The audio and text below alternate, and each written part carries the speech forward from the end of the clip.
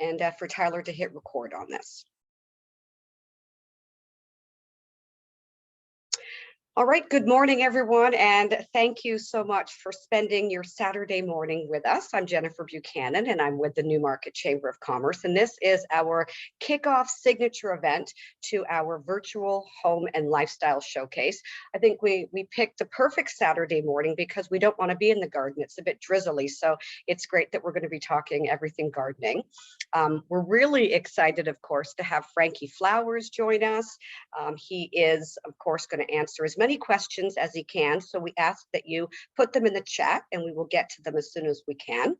I just wanted to take a moment to say this is the first of a number of free events that the Home and Lifestyle Showcase is going to be offering to you and to the public. Next week, we have Let's Talk Beer and Wine with Trevina Wine Company and Red Thread. So I would encourage you to go to the homeshow.ca website, go to the calendar of events and sign up for anything. And of course, while you're there, check out all the local vendors because this is about supporting local and shopping local. And with that, also someone who is local is our guest this morning, and we couldn't be happier that he's joining us, Canada's favorite gardening expert, Frankie Flowers. Take it away.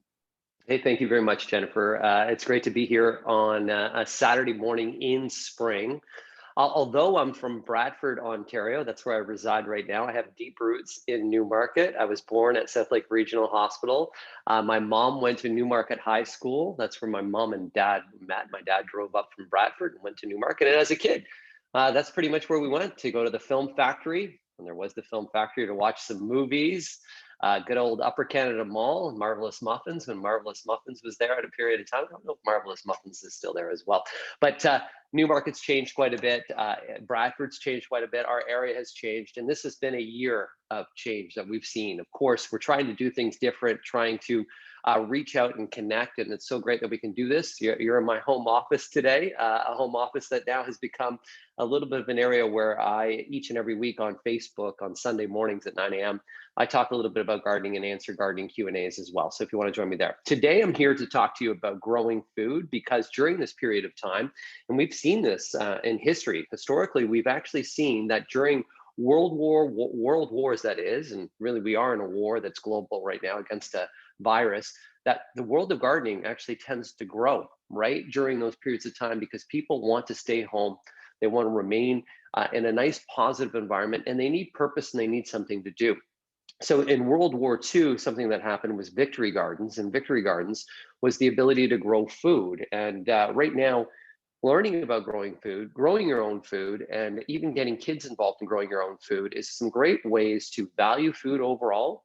It's great ways to ensure that you do have a supply of food, even though we live in a pretty rich area. Because we have the Hull Marsh and we live in the province of Ontario, during the summer months, we actually have a bounty of produce that we can go to places like Nature's Emporium in Newmarket. You could go to your Longo's store. You can go to Vince's, of course, that we have as well. And we can actually go out there and support some of the local farmers and even reach out to some of the CSA, some of the food boxes that you can get from some of the local farmers in the Hull Marsh as well. But growing your own food is something that's great. And it's something that I promoted for many years.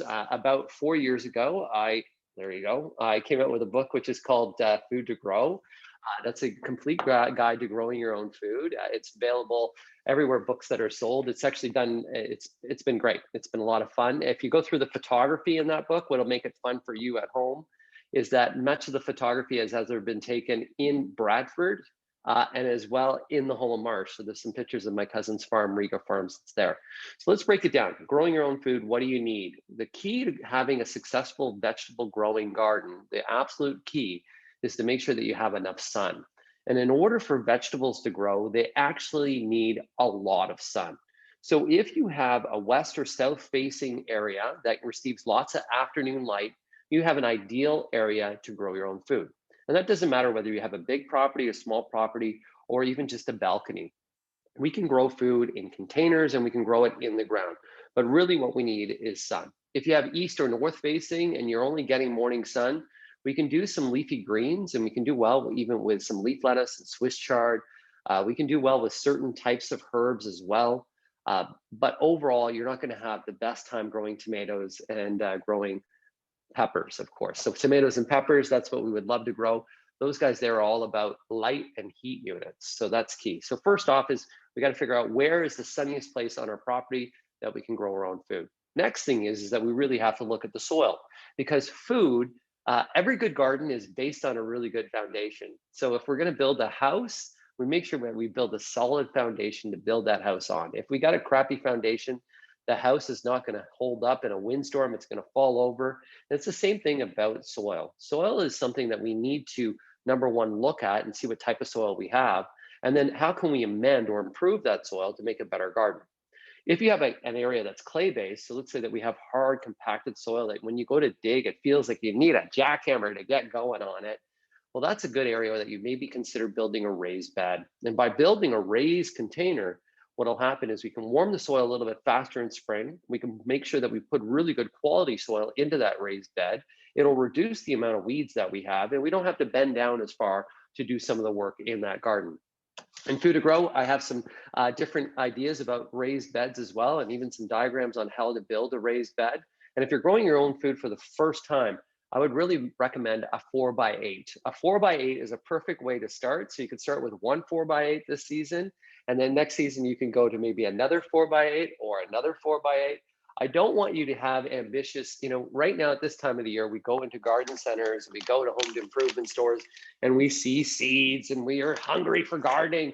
And we're like, we're going to do it all this year. This is going to be the year. And then what happens is you can just get overwhelmed. So let's start small. Let's get your garden groove. Let's get to build you up over time. And let's get this going overall. So soil is the next thing. So after you figured out your soil type and how you can figure out your soil type, this is a really little fun test as well, something that you can do with your kids. Get a mason jar. So get that mason jar. I want you to fill the mason jar with water. I want you to go to the center of where you're going to do that vegetable garden. And I want you to go down a little bit and take a scoop of that soil. Put that scoop of soil in the mason jar, in the water. And then what you're going to do is put about a teaspoon of dish soap, a little bit of dish soap. Then what we're going to do is we're going to shake it up. And we're just going to let that sit there for about 12 hours.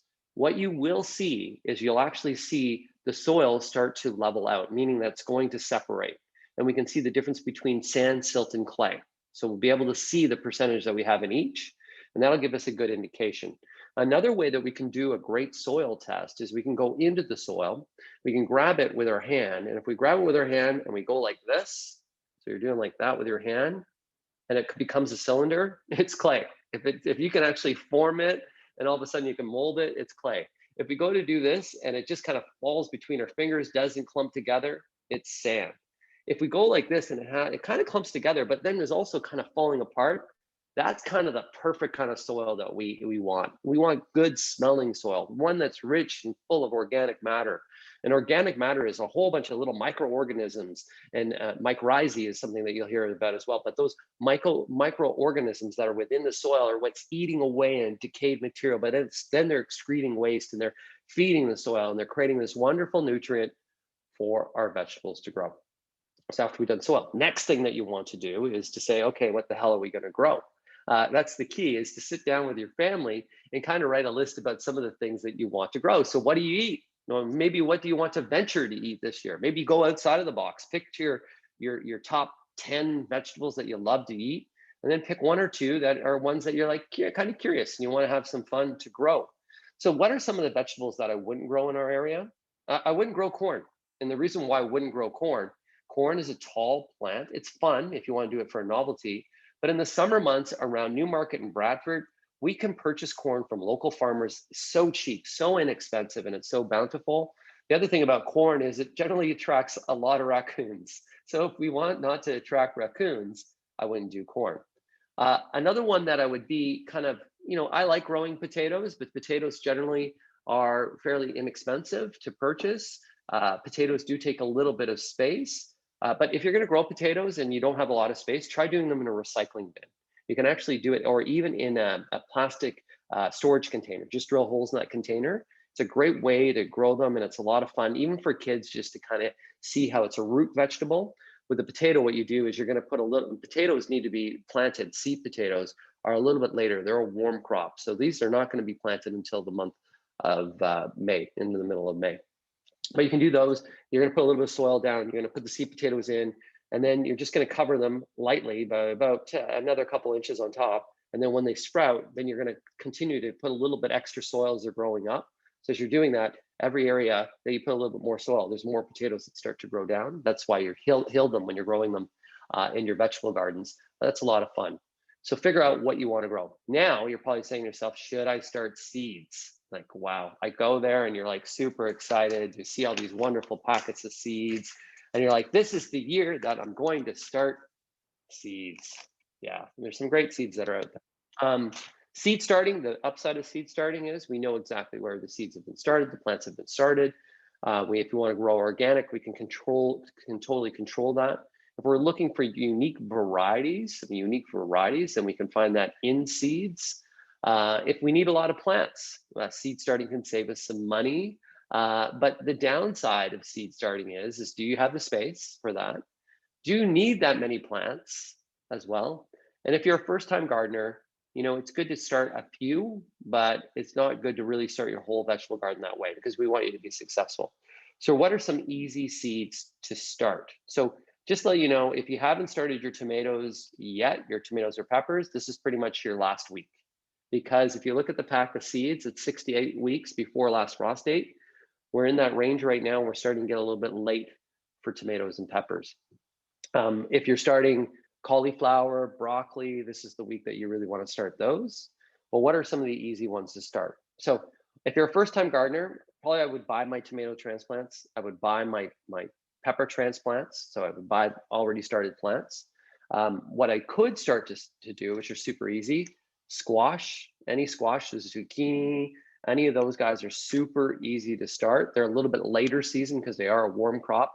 We're not starting these indoors until the beginning of May and then putting them out near the end of May. They're super easy. Beans are an amazingly easy seed to start. A little bit of a tip about beans is if you soak the seed in water overnight, that'll actually soften the coat of that seed and that will actually make the germination of that seed be a lot quicker. But this is a little bit later. So these are quicker germinating seeds. They don't need to be started. So these guys here, you're going to read the back of the pack and it'll tell you when. This is about 4 weeks before last frost date. The other thing too is you're going to see a bunch of seeds like carrots, for instance, radishes, like for instance, and even some onions. There you go there. I'm just going to hold those like that. Those guys there are all what's called direct sow. So if you're new to gardening and you're wondering what the heck does direct sow mean? So sow means when I take a seed and I put it in soil. If you're doing an indoor sow, you're doing it indoors. A direct sow is where we're directly putting the seed into the garden outside. These guys here are all on seed tapes, meaning that they're already spaced. And these guys here, they're ones that we can directly sow into the garden once our soil temperatures start to warm up. So in order for a seed to germinate, we pretty much need a consistent air and soil temperature around 15 degrees. So now is way too early to do direct sowing. But as we get near the end of the month of April, so in about 4 weeks time, we can start to direct sow outdoors. And depending upon how the weather's going to be, sometimes we can even get away around the 15th of April. That's where we can do radishes, we can do spinach, we can do your carrots, your beets, many of your root vegetables, direct sow. So those are some easy things that you can do. If you're looking for something to add to the vegetable garden, that's a fun plant to sow indoors. It's flowering for kids. That's a larger seed to get kids involved and kind of getting them see a plant grow. And right now, kids need purpose, right? We're in this digital world where they're bringing on phones and playing video games and they're not touching soil. They're not really getting to understand nature. Well, if they want to understand something really easy to grow is marigolds. And marigolds are something that you can plant around the outside of your vegetable garden that will repel some insects and repel even some rabbits. But sometimes if the rabbits are hungry, they're still going to come and they're going to go through your marigolds as well. If you have a rabbit issue, and I would then really do raised beds, I'll tell you what I grow in a lot. And now that I have a new property, I will be growing a lot more. And this year on my Instagram and on my Facebook, I'll be showing you how I vegetable garden in stock troughs. So what a stock trough is what you can get at TSC, which should be Tractor Supply Center, or you can even go to the Queensville farm, right on Queensville Side Road there, right over by the 404. There's a farm supply store that's there. They sell these troughs that cattle or horses would drink water out of. They're stainless steel. They're fantastic. They're a perfect raised bed. They have a plug in the bottom, so you pull that bottom plug out so we have drainage. I drill extra holes in the base so that I will get drainage, but I grow in those and they're fantastic to grow.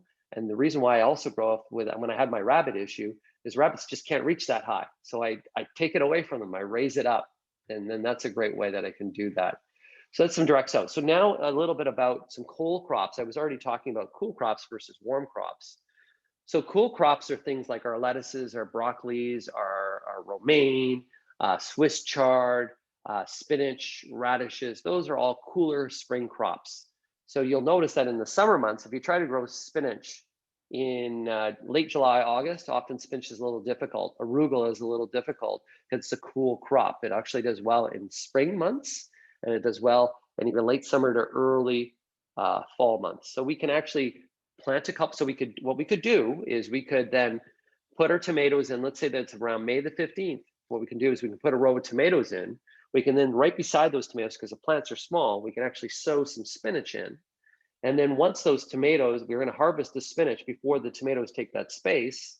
And then what we can do is save some of those seeds. And then later on in mid-August, some of the areas of our vegetable gardens where we've harvested vegetables from that we have space, then we can put another line of spinach down. We can put another line of radishes down. And then that way what we're doing is intercropping. That's another word. And a lot of these, we're only talking for a half an hour today, but I'm trying to get you to think outside of the box and think about ways that you can grow better vegetables and get the most out of your square footage. So that is in Food to Grow as well. And you can find this in any other garden book. I'll show you another garden book too. This is my friend out of Nova Scotia. So my friend out of Nova Scotia came out with a book this year, and her name's Nikki Jabber. And this one here is all about growing under cover. And if you're probably saying, why the heck are you talking about growing under cover? She really talks about where you can even grow in cold frames later on in the season so we can extend the growing season. But also she's talking about growing under cover because we can put what's called floating row covers over our crops so that insects in the summer months can't land on them. And then that's a way that we can control insects and rodents and different things like that. So it's a brand new book called Growing Under Cover as well. And it'll show you some great tips that are there. And that's the thing. So we get things growing and we're doing intercropping, and the warm crops, for instance, I just want to let you know, those crops that really need to make sure that we have warm summer days to be successful, tomatoes, peppers, and really anything from the squash family shouldn't be planted outdoors until about the beginning of June in Newmarket and Bradford. So zucchini is probably the #1 and most popular squash plant. Don't plant like 8 zucchini plants if you're only a family of 4, because man, you're going to have more zucchini loaf than you ever known what to do with. You got to really figure out how many plants per person. And many of the garden books, even online, my garden book has it, but even you can go online, you can say, how many zucchini plants should I plant for a family of 4? Even though 1 zucchini plant would probably do well for a family of 4, I never plant 1 of anything. I'd always plant 2, because there's always a chance we may lose one of those plants. Bunny comes around, we get disease. And if we have extra, we share. We share with our neighbors, we share with our family. That's a part of gardening. Part of gardening is also sharing and then, and bragging a little bit. If you got a huge zucchini, you show everybody your huge zucchini. That can be taken in the wrong context. I saw your eyes, you're like, yeah, but only show your zucchini. That's all I want to say. It's got to be a zucchini. So that's a little bit about warm crop versus cool crop. Now, when it comes to insects, I want you to change your thought and a thought pattern as well. Growing under cover is a great way to prevent insects from having an issue in your garden. So when it comes to insects, a lot of the times now we got to be more preventive than reactive. So applying insecticidal soap before insects become a problem is a good idea if you have insects in your area. Bug Be Gone is something that is like an easy insecticidal soap that's super not toxic. It's actually totally you're able to put on foods. And I wanted you to think about what pioneers used to do. So what pioneers used to do is with their baths, they would actually have soapy water in their bath. Of course, they would have their bath. And instead of dumping that water down the tap or down the drain, they didn't have any plumbing in their home. So they would actually have to empty the bath by a bucket. So they would take that bucket of soapy water after the bath and pour it over their vegetable garden. So that was watering their vegetable garden and taking care of insects at the same time. There are some insects that we need to watch out for. There are caterpillars that will go on a lot of the cabbage and broccolis, and that's a white moth that you generally see, a white cabbage moth. So once we see those guys flying around, we can either look to see underneath the leaves if we see some of the larvae that are there. One of the easiest things you can do with insects is pick them and squish them. Give your kids that job to do. Another thing is too, is we can wash them off our plants right away. But it's quite common that you will see some insects in your vegetable garden, and you will see some insects in our garden as well. We're underneath the cosmetic pesticide ban, which is twofold. It does make it more challenging to take care of insects, but it also makes the food and the plants around us healthier and better for us to eat. Harvesting is the other thing that you need to consider when to harvest. And one thing, if you're thinking about growing cauliflower for this year, one thing that I want to recommend, if you're wondering why cauliflower, if you grew cauliflower last year and you're like, Frank, the heads of my cauliflower weren't white, they were yellow. The reason why, you didn't tie the leaves. So with cauliflower, as soon as that little head, you see that little head starting to form, what you have to do is you have to take the leaves and tie those leaves up with an elastic band to cover the head of the cauliflower. That's what keeps it white, right? So we need to cut. So there's these little pro tips and tricks that you can learn along the time. And as a kid, we used to grow cauliflower. So Bradford Greenhouses is my family business. But the property that Bradford Greenhouse is on now used to be a field. And on that field, we used to grow cauliflower, cabbage, and broccoli. And my job as a kid was to tie cauliflower. And I would spend days and weeks tying cauliflower. So I was always a kid with elastic bands in my pocket, because those elastic bands were really to tie cauliflower. But these are fun lessons for kids. With harvesting, there are some key times that we need to harvest. So let's say that we're talking onions. If you're growing a Spanish onion, as soon as the onions fall over, that's a good time to harvest. Garlic is one of the weird things that we have in our vegetable gardens that we don't plant in spring. We actually plant it in fall, and then we harvest it the next season. So there's different times and recipes that we'll do. There's many different fruits that we can grow as well. There's many different varieties of strawberries. Strawberry, a cool fact that you can tell your kids is strawberry is one of the only fruits out there that have its seeds on the outside, not on the inside. Cool. But there's some ever-bearing strawberry varieties that are fantastic. And a lot of the times, I'll tell you, one of the nicest containers that I ever planted was an eggplant in the center. Eggplant has this like cool leaf and has this purple bloom, and then it gets this really dark fruit. Beautiful, right? And then what I did was I planted strawberries around the outside of the eggplant, and then I put a little bit of some oregano in the container. So I had this beautiful container that was a nice tall eggplant that had some different colors, and then the strawberry was blooming and cascading over with red strawberries. And then I had oregano that was there too, that almost had a silver foliage. So we can make vegetable gardening sexy too. So we can actually start to kind of mix these through so that we can have not only functional containers or gardens, but also really great looking gardens. And that technique of mixing even flowers and vegetables together is called potager, the potager garden, which means soup in French. So that's a mixed. One of the flowers that's fantastic for a vegetable garden is one plant that's called Nasturtiums. And the reason why Nasturtiums as a flowering plant is great for a vegetable garden is it's a host, meaning that if you plant it to the side of your vegetable garden, insects will always go and eat the nasturtiums before they eat anything else. The other thing that's really cool about nasturtiums, they're fast growing, so they can take getting eaten. But the nasturtium bloom is an edible flower that has a peppery taste. So you create this wonderful summer salad and you put some blooms and nasturtiums in there. When we're allowed to have people more so back into our groups, if they see this wonderful salad of lettuce that you grew with flowers within the lettuce, you could be the crappiest, shittiest cook ever, and they're still going to think you know what you're doing. There you go. So those are some of the tips that I have for you, and I know that we have some questions there, Jennifer, as well. We So do. So we'll try and get to them. As all that information on my brain is going. I wish I would have known that about the cauliflower last year, because I was so excited. It was one of the first things. I'd never done it before. And I got this beautiful little head, and then so I didn't know that about wrapping the leaves. They died. I didn't end up getting to enjoy them. So awesome tip. A lot of people asking about spacing and not overcrowding the garden, and as well if they're doing a container, for example, of tomatoes, spacing and how much you need for that. So if you're going to do a pot of tomatoes, tomatoes get to be a big plant. And there's some different varieties of tomatoes that I forgot to kind of mention about. So there's two different varieties of tomatoes. There's indeterminate tomatoes, which means that it's a vine type tomato plant. And that's not good for a container. We want to get a determinate tomato, which is a bush tomato. So right on the tag, or when you go to buy plants, look for bush. It'll actually say early girl bush. So that's probably one of my favorite growing container tomatoes for people starting out for the first time. The reason why early girl bush is great, it's not that big of a plant overall. It gets a mid-sized fruit, and it's one of the earliest ones to get tomatoes. So that's great. In terms of a pot size, I would probably be 14-inch as a minimum. So I would rather you go with a larger pot than a smaller pot, because if we did a 10-inch pot, that would be all root and it would just dry out too fast and you would be struggling. So 14, even 16-inch pot, one tomato plant. One tomato plant goes in that pot. You can then plant some basil around the base of that tomato plant for basil. And the reason why you would do that is the basil, I think basil tomatoes is a perfect pair from a culinary perspective, but also basil repels aphids. So that'll actually help as a companion to the tomato. And some feel that it improves the flavor of tomatoes, but there's been no science to that at all. So, and then with spacing, we don't want to overcrowd our vegetable gardens because we want good airflow.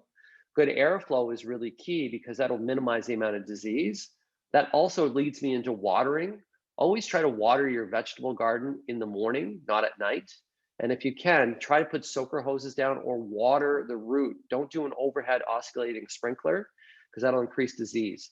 The reason why we don't water at night is that'll leave our gardens wet during an entire evening. There's no evaporation that happens. And with that, we'll have a higher chance of slugs. Slugs are hermaphrodites. They mean that they can reproduce on their own. They don't need to talk to anybody to reproduce. They don't need a relationship. They just reproduce. But what they do need is a wet, warm, dark environment. So if we water our gardens at night and it's wet and it's warm and it's dark at night, of course, we're going to have slug populations like crazy. Tips for any first-time garlic harvesters. So garlic, let's just go through that. So you're going to do a fall plant, and then in the spring, you're going to see them popping up, and then they probably have already popped up in your garden right now, and you're probably like, oh my God, it's too early. No, don't worry about it. Don't do anything. They're going to be fine. They're awesome. They're fantastic. What we're going to do is during the growing season, we're going to see them pop up, and then around the end of June, beginning of July, you're going to see this little funky thing that grows on them. And it's like this swirl, and it's got like a little bump. Well, that's called a scape. So we want to remove those scapes because that'll size the bulb underneath, but we also want to use those scapes. Those scapes are fantastic. Fry them in a little bit of butter, and you can just, garlic scapes are fantastic. We can pickle garlic scapes as well. And if you ever want to do, if you're a fan of Caesars, you can put that little pickled garlic scape instead of a pickle or like even asparagus sometimes is used. It's fantastic. Then what we're going to do is we're going to wait till the top foliage starts to yellow in late August, early September. As soon as that happens, that's when you pull your garlic, and then you're going to dry your garlic. So you hang it in an area that is out of sun, but is nice and dry, that won't be in a wet area. Sometimes a garage is a great place to hang your garlic and dry your garlic. You started off at the beginning talking about picking the best part of the, outside with the sun, but not everybody has that advantage. Any suggestion people are asking where there's a vegetable they could grow that doesn't need as much sun? Yeah, so some of the lettuces you can. I would start off with doing leaf lettuce, and then even doing parsley. Like if you like tabbouleh and you want to do parsley generally grows not bad in some of the shaded. So I would experiment with more leafy greens. I wouldn't do anything that's flowering. So any of the squashes, they're eliminated. Any tomatoes, they're eliminated. Peppers are eliminated. Eggplants eliminated. So anything that doesn't bear a flower is something that I would try to, even you could try some onions, but onions do need a lot of sun. Chives, you could try chives. So chives I love chives in early spring. They're kind of a fun plant for you overall. So those are some of the things that I would try. Leslie says she saved her seeds last summer from the midnight snack cherry tomatoes purchased at your greenhouse. Can she plant these now inside to get started and then move outdoors once the weather warms up? That's exactly what you want to do. So indeed, start them, get a seed starting soil, and you can start them indoors. And then what will happen is you're going to put them in a bright room. So when a seed is germinating, when we're germinating seeds indoors, when they're put in the soil, they don't need light. So they can actually go in a nice warm, one of the warmest spots in your home. As long as, and you're going to be watering, kind of creates a little bit of a mess. So often what I do with my seed trays is I have a bunch of large baking sheets. So I put my seed trays on top of the baking sheets so that when I'm watering and all that, all the soil and all the water excess, it just goes into the baking sheet and it doesn't create that much of a mess. As soon as they germinate and they get 3 leaves, then we need to put them in a bright room. So we need to put them in a west or south facing room. And then you're going to grow them on. And then before you put them outdoors on some warmer days, I want you to start putting them outside. So we need to harden them off. So we put them outside in a little bit, not in full direct sun, because we want them to adjust to the temperatures outdoors. And we also want them to adjust to the sun. So we put them in kind of partial shade for a few days outdoors. That hardens them off. And then we put them in the garden. I know we're at 11:30.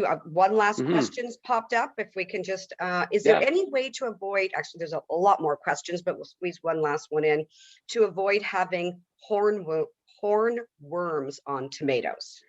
Hornworms, like it's this prehistoric looking worm. It is the funkiest looking thing, and that's why it's called hornworm. Is there any way to prevent them?